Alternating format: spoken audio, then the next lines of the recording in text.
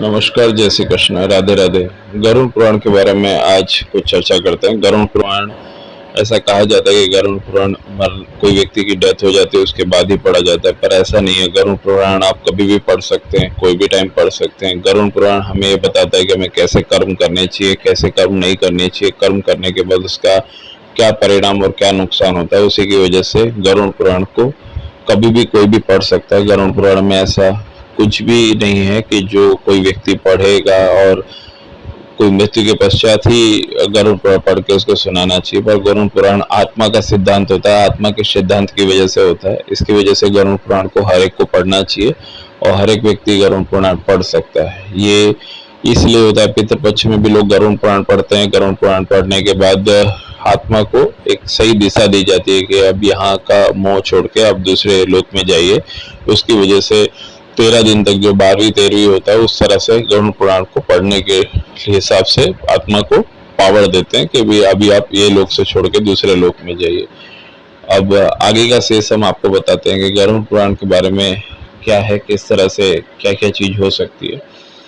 और गरुड़ पुराण एक तरह से देखा जाए तो गरुड़ पुराण हिंदू धर्म में घर पर किसी परिजन की मृत्यु के पश्चात गरुड़ पुराण का पाठ कराया जाता है। मान्यता है कि घर पर 13 दिनों तक गरुड़ पुराण का पाठ कराने से मृतक की आत्मा को सद्गति प्राप्त होती है। लेकिन गरुड़ पुराण का पाठ किसी परिजन की मृत्यु के पहले या कभी भी पढ़ा जा सकता है। ऐसा कुछ भी नहीं, कोई भी टाइम गरुड़ पुराण का पाठ करा जाता है। गरुड़ पुराण कब पढ़ सकता है, कोई भी व्यक्ति गरुड़ पुराण कब पढ़ सकता है? मान्यताओं के अनुसार गरुड़ पुराण का पाठ मृतक की आत्मा की शांति के लिए किया जाता है। किसी की मृत्यु के बाद 12 से 13 दिन तक घर में गरुड़ पुराण का पाठ करने का प्रावधान है। गरुड़ पुराण क्यों नहीं पढ़ना चाहिए? गरुड़ पुराण में मृत्यु के बाद आत्मा की गति का विवरण है, उसके कर्मों के अनुसार क्या क्या गति मिलेगी, ऐसा जिक्र उस पुराण में किया गया। इसलिए इसे आम आदमी पढ़ने से डरता है। बाकी इसे कोई भी पढ़ सकता है, कोई भी किसी तरह का इसमें नियम रोक टोक नहीं है। कभी भी आप गरुड़ पुराण को पढ़ सकते हैं। गरुड़ पुराण का पाठ कितने दिन का होता है? गरुड़ पुराण जब किसी व्यक्ति की मृत्यु होती है तो वहां 13 दिन का 13वीं होता है तो गरुड़ पुराण का पाठ किया जाता है। कहते हैं कि 13 दिन तक आत्मा घर में वास करती है और अपनों से मोह के कारण वो वहां से जाने के लिए उसकी इच्छा नहीं होती है, वो जाने के अंदर समय लगता है। इसलिए गरुड़ पुराण का पाठ किया जाता है ताकि उसके श्रवण मात्र से आत्मा को शांति मिले और उसका मोह भंग हो जाए और यहाँ से वो आत्मा चली जाए। क्या गरुड़ पुराण घर में रखना चाहिए? आपको बता दें कि गरुड़ पुराण मोक्ष प्राप्ति का साधन है, इसलिए आप इसे अपने घर पे रख सकते हैं। पर गरुड़ पुराण का ग्रंथ रखने से नकारात्मक शक्तियां और ऊर्जाओं का समन होता है। नकारात्मक शक्तियां आपके घर से भाग जाती हैं और पॉजिटिव ऊर्जा बढ़ती है और साथ ही रोग दोष का भी नाश होता है। गरुड़ पुराण कौन पढ़ सकता है? आप इसे किसी भी कभी भी शुद्ध मन से और आत्मा से पढ़ सकते हैं। गरुड़ पुराण को पढ़ना चाहिए। आप किसी भी तरह गरुड़ पुराण पढ़ सकते हैं। गरुड़ पुराण कौन कौन सुन सकता है? धर्मशास्त्रों के मुताबिक किसी व्यक्ति की मृत्यु के पश्चात गरुड़ पुराण पढ़ा जाता है। मान्यता है कि व्यक्ति की मृत्यु के बाद उस घर में 13 दिन तक उसकी आत्मा रहती है। उस आत्मा को गरुड़ पुराण सुनाया जाता है ताकि उसे मोक्ष की प्राप्ति हो सके। लेकिन गरुड़ पुराण किसी व्यक्ति की मृत्यु से पहले भी उसे पढ़ा जा सकता है। इसलिए गरुड़ पुराण पढ़ने के अंदर कोई नियम नहीं है, आप कभी भी पढ़ सकते हैं। आत्मा के लिए है। आत्मा आपके शरीर में है तो अंदर है तो भी, बाहर है तो भी आप गरुड़ पुराण पढ़ सकते हैं। सबसे पहले कौन सा पुराण पढ़ना चाहिए? 18 पुराणों के नाम और उनका महत्व है। उस तरह से ब्रह्म पुराण है, आदि पुराण भी कहा जाता है, प्राचीन माने जाते हैं। ये ब्रह्म पुराण भी है, आदि पुराण भी है, उसको भी पढ़ सकते हैं। और गरुड़ पुराण तो है ही जिसके बारे में हम चर्चा कर रहे हैं। गरुड़ पुराण किन बातों का उल्लेख है? इसके पाठ में कहा गया है कि ब्रह्मांड, विज्ञान और पौराणिक कथाएं, देवताओं के बीच संबंध, नैतिकता, अच्छाई और बुराई, हिंदू दर्शन के विभिन्न स्कूल, योग तथा गुरुकुल तथा सिद्धांत, कर्म और पुनर्जन्म के साथ स्वर्ग और नरक का सिद्धांत और पैतृक संस्कार और समाज शास्त्र, नदियां शामिल हैं और भूगोल और खनिजों और पत्थरों के ऊपर पत्थरों के प्रकार और रत्नों की परीक्षण विधि है। ये सब गरुड़ पुराण में ये सब बातों का जिक्र है। गरुड़ पुराण के अनुसार मृत्यु के बाद क्या होता है? गरुड़ पुराण के अनुसार मरने के बाद आत्मा लंबा समय तय करती है, लंबा सफर तय करती है और आत्मा को यमलोक में ले जाया जाता है। वहां यमराज उसके सामने अच्छे बुरे कर्मों का हिसाब करते हैं। गरुड़ पुराण पढ़ने से लोग क्यों डरते हैं? गरुड़ पुराण क्यों नहीं पढ़ना चाहिए? ऐसा लोगों के मन में भ्रम होता है। गरुड़ पुराण पढ़ने से लोग डरते हैं। गरुड़ पुराण में मृत्यु के बाद आत्मा की गति का वर्णन है, उसके कर्मों के अनुसार क्या क्या गति मिलेगी, ऐसा जिक्र इस गरुड़ पुराण में हुआ है। इसकी वजह से व्यक्ति या पारिवारिक लोग डरते हैं, इसलिए इसे आम आदमी पढ़ने से डरता है। पर गरुड़ पुराण के अंदर कभी भी आप पढ़ सकते हैं, इसके अंदर कोई नियम नहीं है। गरुड़ पुराण के अनुसार मृत्यु से पहले क्या होता है? गरुड़ पुराण में बताया जाता है कि जब एक आत्मा शरीर त्यागती है तब सबसे पहले वो यमलोक जाती है। वहां यमदूत 24 घंटे के लिए आत्मा को रखते हैं और व्यक्ति के कर्मों को दिखाया जाता है। 24 घंटे पूर्ण होने के बाद आत्मा को पुनः अपने परिजनों के पास 13 दिनों के लिए भेजा जाता है, जहां उसका संपूर्ण जीवन बीता था। इसको ध्यान से सुनिए। गरुड़ पुराण के अनुसार मृत्यु से पहले क्या होता है? गरुड़ पुराण में बताया गया है कि जब एक आत्मा शरीर त्यागती है तो सबसे पहले वो यमलोक जाती है और यमलोक में यमदूत 24 घंटे के लिए उस आत्मा को रखते हैं और व्यक्ति के कर्मों को दिखाया जाता है कि तुमने क्या क्या कर्म किए हैं। 24 घंटे बाद पूर्ण होने के बाद आत्मा को पुनः अपने परिजनों के पास 13 दिनों के लिए भेजा जाता है, जहाँ उसका संपूर्ण जीवन बीता था। वो चीज वो देखता है। ऐसा बोला जाता है कि जब व्यक्ति मर जाता है तो घर के अंदर ही वो कोई जगह पे छत पे बैठ के या पीपल के पेड़ के पास में या कोई ऊंचाई पे बैठ के घर के अंदर ही वो ये सब देखता रहता है। ऐसे काफी प्रमाण मिले हैं जिसमें ऐसा होता है कि वो देखता रहता है। तो इसलिए 13 दिन तक उस मरे हुए मृत व्यक्ति के बारे में कोई भी बुरा भला बोलता है तो भी आत्मा को कष्ट पहुंचता है। वो सब देखता रहता है कि उसकी पत्नी क्या बोल रही है, उसके पति क्या बोल रहे हैं, और वो सब देख के वो अपनी तरफ से अपनी प्रतिक्रिया सोचता है। इसकी वजह से 13 दिन तक जो मृतक व्यक्ति है उसके बारे में जो भी बोला जाता है, जो भी उसके बारे में डिस्कस किया जाता है, वो सब मृतक व्यक्ति की आत्मा उसी घर के अंदर कोई ऊंचाई पे बैठ के वो सब सुनती होती है। ऐसा बोला जाता है जैसे कोई पास में कोई पेड़ है तो पेड़ के ऊपर बैठ के वो सुनती है, या घर की छत के ऊपर ऊंचाई पे बैठ के सुनती है। वो सब देखती है 13 दिन तक, पूरा का पूरा वो सब देखती है।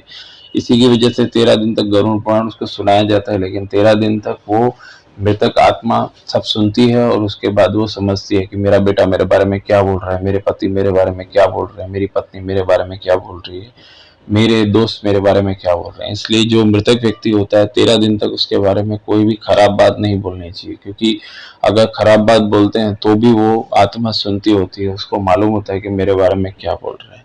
ये बात बहुत महत्वपूर्ण है, इसको काफी लोग नहीं समझते, बोलते हैं मर गया, पर ऐसा नहीं होता है। 13 दिन तक वो पूरा का पूरा वहीं पे बैठे बैठे सब सुनता होता है, उसकी आत्मा वहीं मौजूद होती है।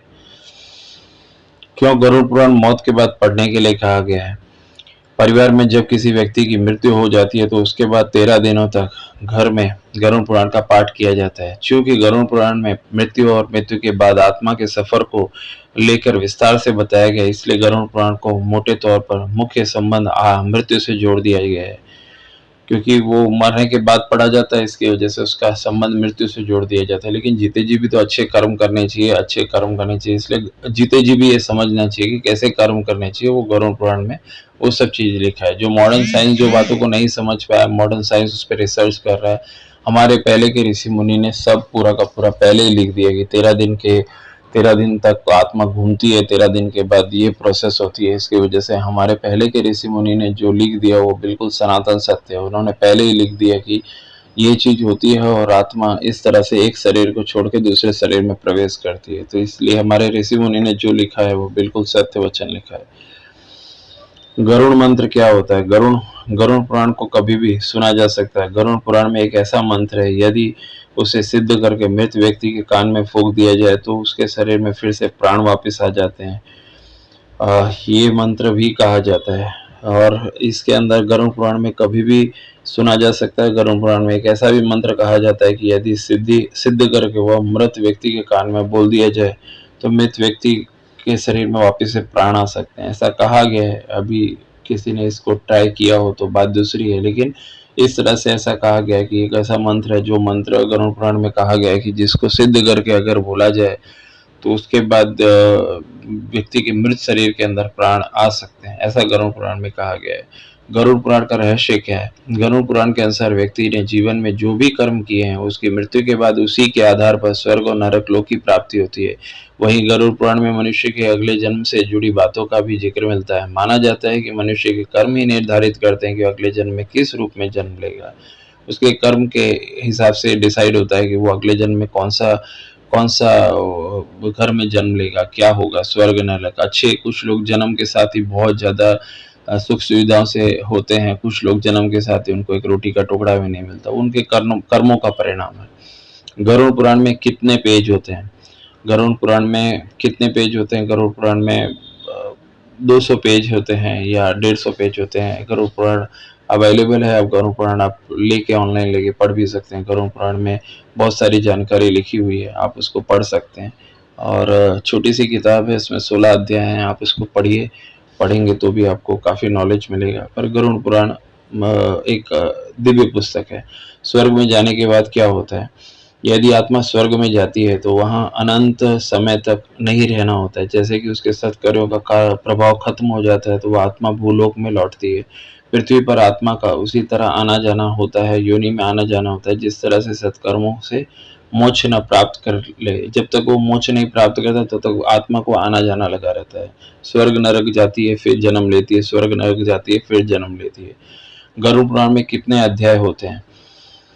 गरुड़ पुराण की रचना की गई, जिसमें बहुत सारे अध्याय हैं, जिसको 2 भागों में पूर्व खंड और उत्तर खंड में विभाजित किया गया है। पूर्व खंड में जीव और जीवन के संबंध में उसको दर्शाया गया है। इसके अंदर एक जगह पे जिसमें 2 भाग कहा गया है, पूर्व खंड और उत्तर खंड, जिसमें विभाजित किया। पूर्व खंड में जीव और जीवन के संबंध में उसको समझाया गया है।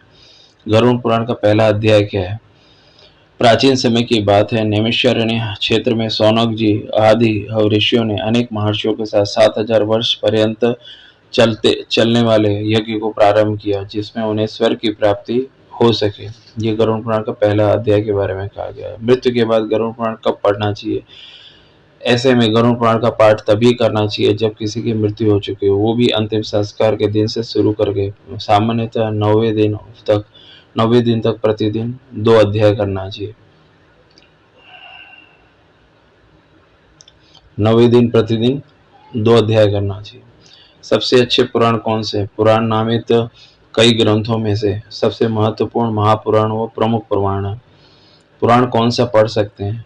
उसके कर्मों के अनुसार क्या क्या गति मिलेगी, ऐसा जिक्र इस पुराण में है, इसलिए इसे आम आदमी पढ़ने से डरता है। बाकी इसे कोई भी पढ़ सकता है, पुराण पढ़ने के लिए कोई नियम नहीं है।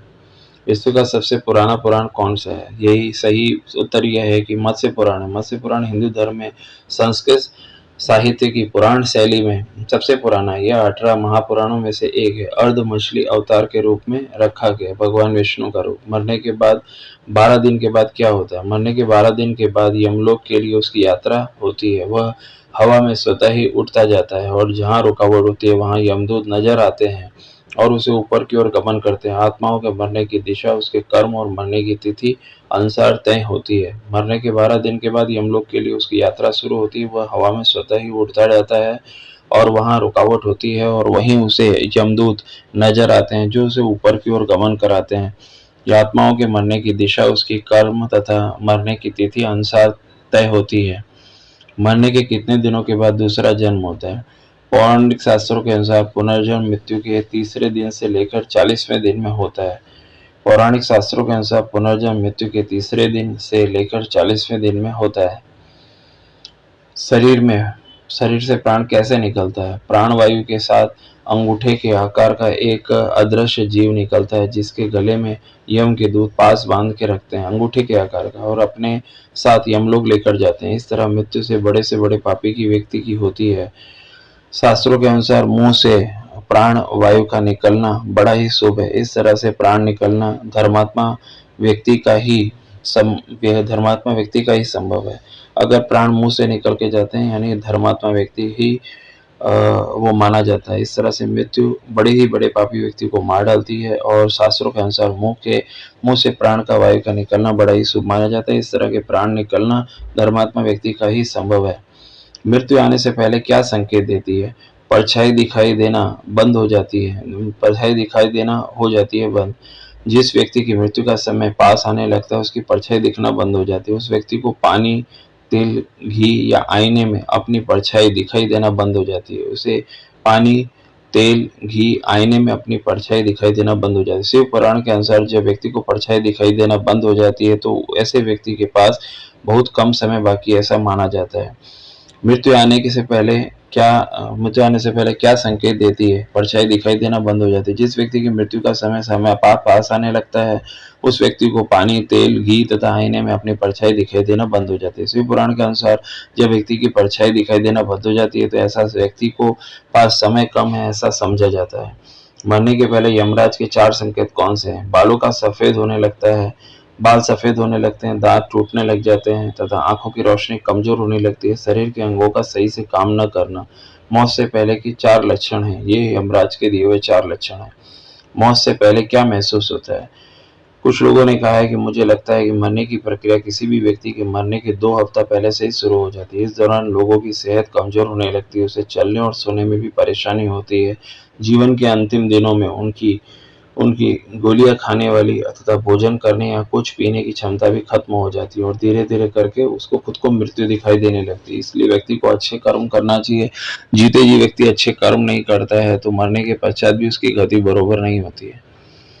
1 साल बाद आत्मा का क्या होता है? 1 साल के बाद पितृ अपने यातन शरीर में यम के न्याय और आसन पर पहुंचता है, जहां उसे उसके रेगिस्तान के अनुसार तथा स्वर्ग या नरक में एक सीमित अवधि की सजा सुनाई जाती है। यह पूरा होने के बाद वह दूसरे कारण शरीर में चला जाता है, जिसका स्वरूप व्यक्ति के कर्म पर निर्भर करता है।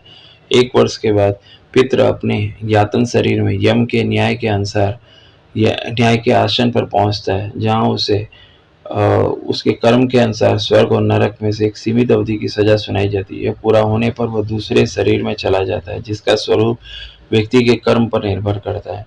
क्या मृत्यु के बाद अपने प्रियजनों से बात हो सकती है? जब तक आत्मा पितृ योनि में होती है उससे बातचीत हो सकती है। यौन अवस्था में आकस्मिक मृत्यु हो जाने से बहुत सी इच्छाएं अधूरी रह जाती हैं, इसलिए उनकी आत्मा निरंतर उसके स्नेहजनों के आसपास भटकती रहती है। कभी कभी वे अपने नज़दीकी स्वजनों को किसी तरह संकेत या स्वप्न में भी दिखाई देने की कोशिश करते हैं और अपनी इच्छा प्रदर्शित करते हैं। जी हाँ, बिल्कुल संभव है। जब तक आत्मा पितृयोनि में होती है उससे बातचीत हो सकती है। यौन अवस्था में आकस्मिक मृत्यु हो जाने के बाद बहुत सी इच्छाएं अधूरी रह जाती है। मृत्यु के बाद 13 तारीख को क्या होता है? पिंड सम्मेलन, जिसे उत्तर भारत में स्पिंडी या 13वीं भी कहा जाता है, तथा हिंदू धर्म में किसी की मृत्यु के 13वें दिन एक अनुष्ठान होता है। वह अनुष्ठान दिवंगत आत्मा को पूर्वजों और भगवान के पास पहुंचाने के लिए किया जाता है। 13वीं किया जाता है। मृत व्यक्ति को जीवित कैसे करें? मृत व्यक्ति को जीवित कैसे करें? गरुड़ पुराण में संजीवनी विद्या से जुड़े मंत्र को लेकर कहा गया। इस मंत्र से मृत व्यक्ति को जीवित किया जा सकता है, लेकिन मंत्र का सिद्ध होना जरूरी है। सिद्ध करके यदि इस मंत्र को मृत व्यक्ति के कान में बोला जाता है तो प्राण पुनः वापस आ जाते हैं, ऐसा गरुड़ पुराण में कहा हुआ है।